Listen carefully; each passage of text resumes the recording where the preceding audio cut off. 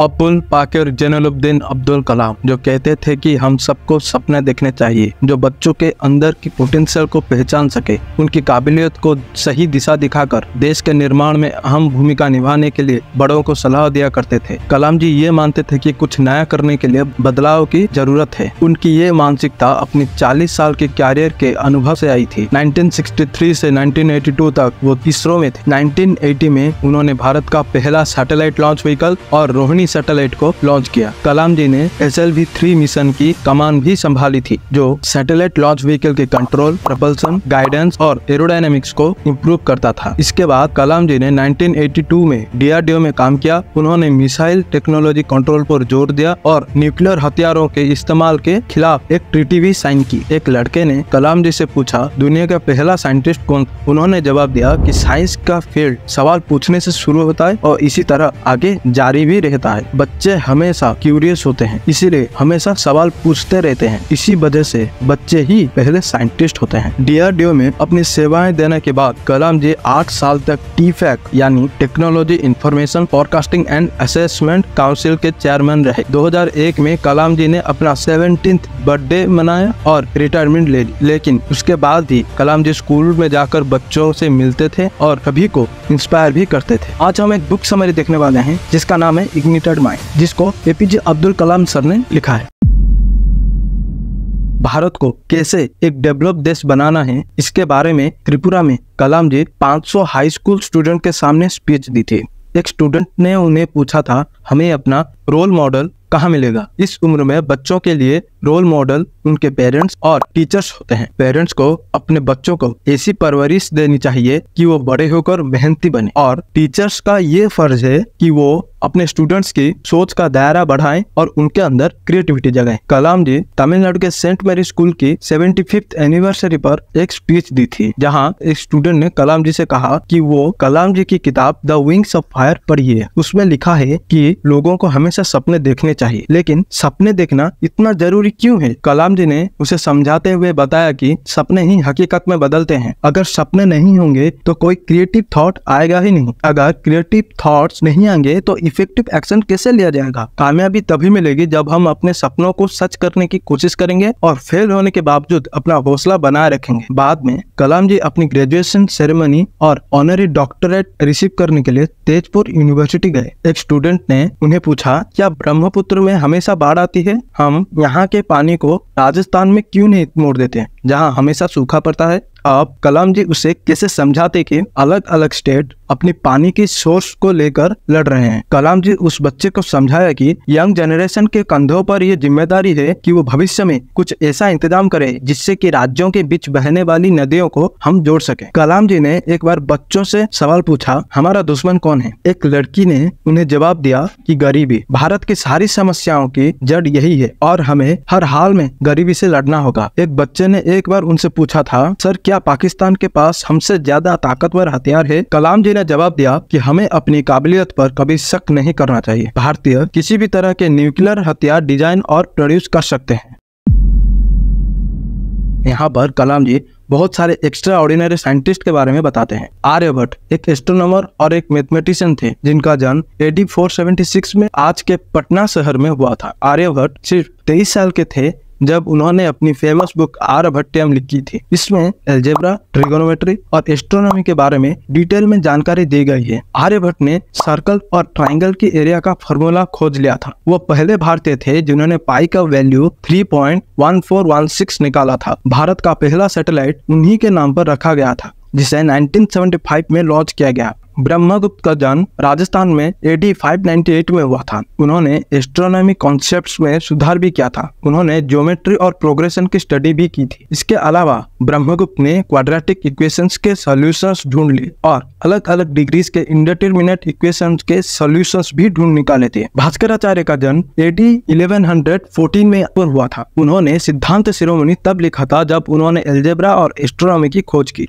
इसरो के सैटेलाइट भास्कर 1 और भास्कर 2 का नाम उनके नाम पर ही रखा गया था। ये दोनों सैटेलाइट 1979 और 1981 में लॉन्च किया गया। एल्बर्ट आइंस्टाइन ने एक बार कहा था, हम उन बेशुमार भारतीयों के आभारी हैं जिन्होंने हमें मैथमेटिक्स सिखाया। उनके बिना दुनिया में कोई भी साइंटिफिक डिस्कवरी मुमकिन नहीं होती। श्रीनिवास रामानुजन 1887 से 1920 तक जीवित रहे। वो सिर्फ 33 साल की उम्र में चल बसे थे। उनके पास कोई फॉर्मल एजुकेशन या पक्की नौकरी नहीं थी, लेकिन रामानुजन को मैथ से बेहद प्यार था और इस फील्ड में उन्होंने अतुल्य योगदान दिया। इक्वेशन पर उनकी नोटबुक ने ट्रिनिटी कॉलेज ऑफ कैम्ब्रिज के प्रोफेसर G.H. हार्डी को बेहद प्रभावित किया। हार्डी ने रामानुजन की बुद्धिमानी को 100 नंबर दिए, जबकि वो ज्यादातर 30 दिया करते थे और किसी को मुश्किल से 60। रामानुजन ने मैथ्स में कई कॉन्सेप्ट्स की स्टडी किया, जिसमें prime numbers, modular functions, hypergeometric series, elliptic functions, magic squares, mock theta functions, squaring the circle वगैरह शामिल थे।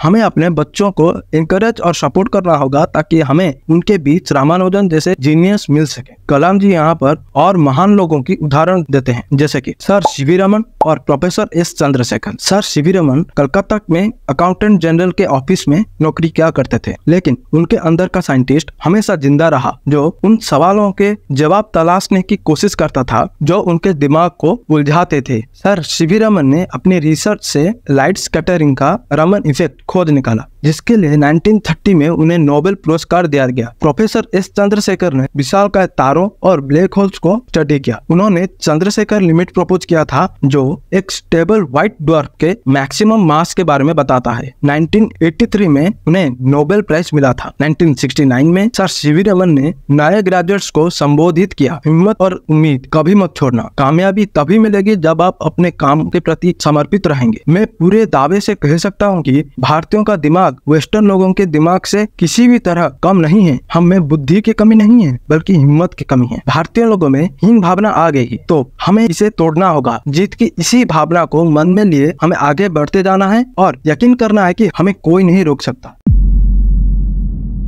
कलाम जी मानते थे कि डेवलपमेंट के लिए सिक्योरिटी जरूरी है। भारत को फूड सिक्योरिटी, सोशल सिक्योरिटी और नेशनल सिक्योरिटी की सबसे ज्यादा जरूरत है। उन्होंने 5 की एरियाज को आइडेंटिफाई किया जहां हमारे देश को इंटीग्रेटेड एक्शन का एडवांटेज मिला है। पहला है एग्रीकल्चर। हमें सालाना 360 मिलियन टन फूड प्रोड्यूस करना ही होगा। ये ग्रामीण इलाकों में खुशहाली लेकर आएगा और देश की इकोनॉमिक ग्रोथ को बूस्ट करेगा। दूसरा है इलेक्ट्रिसिटी। पूरे देश में इलेक्ट्रिसिटी का भरोसेमंद सोर्स होना चाहिए। थर्ड है हेल्थ केयर और एजुकेशन। कलाम जी ने पाया कि ये दोनों आपस में गहराई से जुड़े हुए हैं। बेहतर हेल्थ केयर और एजुकेशन पॉपुलेशन ग्रोथ को कम करेगा और लोगों की लाइफ की क्वालिटी को इम्प्रूव करेगा। ये ट्रेंड केरला, तमिलनाडु और आंध्र प्रदेश में ऑब्जर्व किया गया है। उत्तर प्रदेश और बिहार जैसे राज्यों में भी हेल्थ केयर और एजुकेशन इम्प्रूव होनी चाहिए, जहाँ पॉपुलेशन ग्रोथ काफी हाई है। फोर्थ है इंफॉर्मेशन टेक्नोलॉजी। IT में काफी पोटेंशियल है ऐसे एरिया को बदलने की जो गरीबी से जूझ रहा है।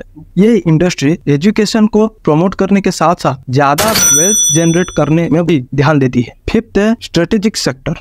हमने स्पेस, डिफेंस और न्यूक्लियर टेक्नोलॉजी में बहुत तरक्की की है। कलाम जी मानते हैं कि इन 5 एरिया को आपस में अगर प्रभावशाली तरीके से जोड़ा जाए तो हम फूड, सोशल और नेशनल सिक्योरिटी हासिल कर सकते हैं। कलाम जी टेक्नोलॉजी इंफॉर्मेशन फोरकास्टिंग और असेसमेंट काउंसिल यानी कि टीफा के साथ 3 मुद्दे पर काम किए थे, जो है एग्रीकल्चर, हायर एजुकेशन और रूरल एरिया में कनेक्टिविटी। ईस्टर्न इंडिया और सेंट्रल बिहार में एग्रीकल्चर प्रोडक्टिविटी को बढ़ाने के लिए agriculture scientist professor SK Sinha के साथ कलाम जी का एक प्रोजेक्ट था। 1998 में उन्होंने सॉइल एनालिसिस, फर्टिलाइजर सिलेक्शन और सीड चॉइस पर काम किया। किसानों और साइंटिस्ट के आपस में हाथ मिलाने का नतीजा ये रहा कि गेहूं की पैदावार 2.5 पर हेक्टर से बढ़कर 5 टन पर हेक्टर हो गई। कलाम जी ने एजुकेशनल इंस्टीट्यूट में नई ऊंचाइयां हासिल करने के लिए रिलेवेंस और एक्सीलेंस यानी कि रीच का जिक्र किया। इस प्रोजेक्ट का मकसद था कि ऐसे 100 सेंटर्स बनाना जिनका लक्ष्य हो एकेडमिक एक्सीलेंस अचीव करना। रीच के centres same academic curriculum follow करते थे, जबकि रूरल कनेक्टिविटी का जो प्रोजेक्ट था उसे प्रोफेसर PV इंद्रसेन, जो कि IIT मद्रास के फॉर्मर डायरेक्टर थे, वो लीड कर रहे थे। गांव से शहर की ओर तेजी से पलायन हो रहा था। ये इस बात की तरफ इशारा करता था कि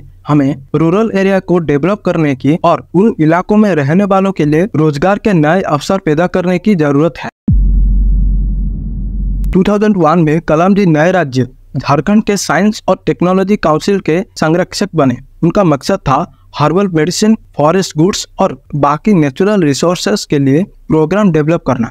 कलाम जी ने देखा कि वहाँ की जमीन काफी उपजाऊ थी और अच्छी खासी बारिश भी होती थी। वहाँ ऊंचे ऊंचे पेड़ थे और कई सारे फल और सब्जियों के पेड़ पौधे लगे थे। कलाम जी ने साइंटिस्ट और लोकल गवर्नमेंट ऑफिशियल से हर्बल फार्म बनाने और उन हर्ब्स यानी जड़ी बूटियों को ड्रग कंपनियों को बेचने के बारे में चर्चा की। इसमें झारखंड की इनकम बढ़ सकती थी और इंडस्ट्रीज को बढ़ावा भी मिलता। मीटिंग के बाद कलाम जी ने बोकारो के लिए हेलीकॉप्टर लिया, जहां स्टील प्लांट्स थे। कलाम जी ने घने जंगल, पहाड़ और नदियां देखा। अचानक हेलीकॉप्टर तेजी से नीचे जा रहा था। खुशकिस्मती से इंजन जमीन के पास आते ही ऑफ हो गया और हेलीकॉप्टर क्रैश हो गया, लेकिन कलाम जी और दोनों पायलट बिल्कुल सही सलामत थे। कलाम जी चिन्मय विद्यालय स्कूल में स्पीच देने पहुंचे। बच्चों को उस हादसे के बारे में खबर लग चुकी थी। कलाम जी ने कहा, हेलीकॉप्टर से मैंने झारखंड पर भगवान की कृपा बरसती हुई देखी। यहाँ की जमीन उपजाऊ और फसलें लहरा रही हैं। मुझे हर्बल मेडिसिन और फॉरेस्ट प्रोडक्ट में अपार संभावना दिख रही है। जब मैं लैंड हुआ तो यहाँ का स्टील प्लांट भी देखा। झारखंड के पास वो सारे रिसोर्सेस हैं जिनकी उन्हें जरूरत है। अगर हम मिलकर इसे डेवलप करने के लिए काम करें तो यह राज्य यहाँ के रहने वालों के हेल्थ केयर, एजुकेशन और रोजगार जैसी सुविधाएं दे सकता है। झारखंड की खूबसूरती और पोटेंशियल देखकर कलाम जी अपने एक्सीडेंट के बारे में भूल ही गए। टाउन हॉल मीटिंग में ऑडियंस में से किसी ने कलाम जी से पूछा, ये वैल्यू एडिशन क्या होता है और आप हमें एक एग्जाम्पल देकर समझाइए। कलाम जी ने उन्हें एक इसरो के प्रोजेक्ट के बारे में बताया। 1970 में वो लोग सैटेलाइट लॉन्च व्हीकल बना रहे थे, लेकिन उनके पास बेरिलियम डायफ्राम की कमी थी। इसका इस्तेमाल रॉकेट और मिसाइल्स का एल्टीट्यूड तय करने के लिए उनके सेंसर्स बनाने में किया जाता है। इसरो टीम ने एक अमेरिकन कंपनी के साथ डील की। उन्हें इसरो को 100 बेरिलियम डायफ्राम देने थे, लेकिन बाद में कंपनी ने डील कैंसिल कर दी। कलाम जी को पता चला कि भारत में बेरिलियम ओर का भंडार है। उन्हें यूएस के कंपनी को एक्सपोर्ट किया जाता था, जो उन्हें बेरिलियम डायफ्राम जैसे प्रोडक्ट में बदल देता था। जो प्रोडक्ट यूएस वालों को ओरिजिनली भारत से मिल रहा था, उसे ही वो भारत को देने से मना कर रहे थे। आखिर में नेशनल गवर्नमेंट ने बेरिलियम ओर के एक्सपोर्ट पर रोक लगा दी। भारत में मिनरल्स और एग्रीकल्चर प्रोडक्ट का भंडार है, लेकिन उनका वैल्यू एडिशन दूसरे देशों में होता है, जहाँ उन नेचुरल रिसोर्सेज को रिफाइंड और कन्वर्ट किया जाता है। इसी को वैल्यू एडिशन कहते हैं। कलाम जी बोकारो के देश की सबसे बड़ी स्टील प्लांट में भी गए। वहाँ के जनरल मैनेजर ने बताया कि वो जल्द ही आयरन और प्रोड्यूस करेंगे। कलाम जी जल्द ही ये देखकर निराश हो गए कि स्टील प्लांट के आसपास ऐसी कोई इंडस्ट्री नहीं थी जो इसके बने अलग अलग प्रोडक्ट को यूज कर सके। मैनेजर ने बताया कि इंडस्ट्रियल एसेट्स बनाना स्टेट गवर्नमेंट की जिम्मेदारी होती है। कलाम जी ने इस बात पर अफसोस जाहिर किया कि हम लोग कंपार्टमेंटलाइज थिंकिंग में यकीन रखते हैं। स्टेट लीडर्स अपने अपने निजी स्वार्थों को भूलकर मिलकर काम नहीं करना चाहते। उन्हें इस बात का एहसास नहीं है कि असली और लंबे समय तक रहने वाली खुशहाली के लिए सेंट्रलाइज्ड प्लानिंग और नेशनल मिशन की जरूरत है।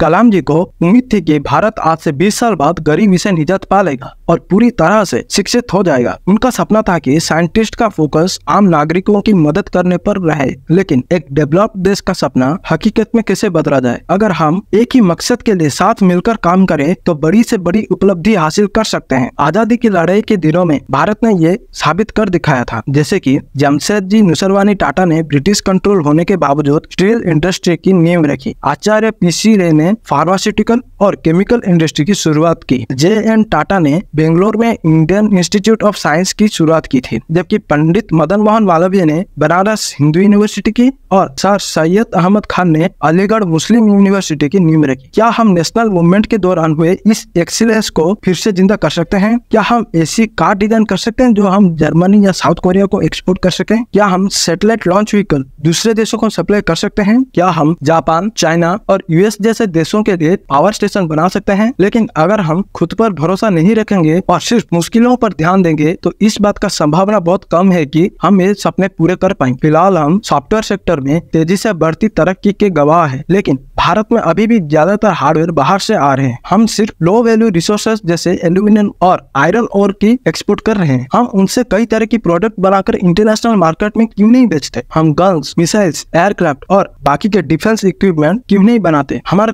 कॉमन मोटिवेशन होना चाहिए अपने देश के प्रति प्यार। कलाम जी का झारखंड, त्रिपुरा और आसाम के दौरे ने उन्हें भारत की उस काबिलियत का एहसास कर दिया जो अभी तक इस्तेमाल नहीं हुई है। त्रिपुरा में फॉरेस्ट प्रोडक्ट, मिनरल्स और नेचुरल गैस का भंडार है, लेकिन वहाँ ट्रांसपोर्टेशन की फैसिलिटी नहीं है। वहाँ कम्युनिकेशन और बिजनेस शुरू करना भी काफी मुश्किल है। आसाम में कई ऐसे रूरल एरिया है जहाँ नेचुरल रिसोर्सेस और अच्छा एजुकेशनल इंफ्रास्ट्रक्चर है, लेकिन वहाँ पॉलिटिकल इंस्टेबिलिटी की वजह से लोग इकोनॉमी को डेवलप नहीं कर पा रहे हैं। एंडलेस डिबेट और थ्योरीज के बावजूद कुछ खास प्रोग्रेस नहीं होती। इन हालातों के जिम्मेदार हम सब है। हमारे देशवासियों ने आजादी पाने के लिए कई सालों तक संघर्ष किया, इसलिए हमारा फर्ज है कि हम इसका मूल्य समझें और इसे बनाए रखें। देश की खुशहाली और हिफाजत से बढ़कर कोई विचारधारा नहीं होनी चाहिए। हमारे देश की इंडस्ट्री कॉस्ट इफेक्टिव लेकिन हाई परफॉर्मिंग प्रोडक्ट के जरिए ग्रो करेगी। मल्टीनेशनल कॉर्पोरेशन को आगे बढ़ाने के लिए हमें इनोवेशन और कॉम्पिटिटिवनेस को बढ़ावा देना होगा। किसानों के लिए अब समय आ गया है कि वो वैल्यू एडिशन का फायदा उठाएं। हमें अपने प्रोडक्ट की क्वालिटी को बढ़ाना होगा ताकि हम उन्हें वर्ल्ड मार्केट में बेच सकें। आज के लिए बस इतना ही। जय हिंद, जय भारत।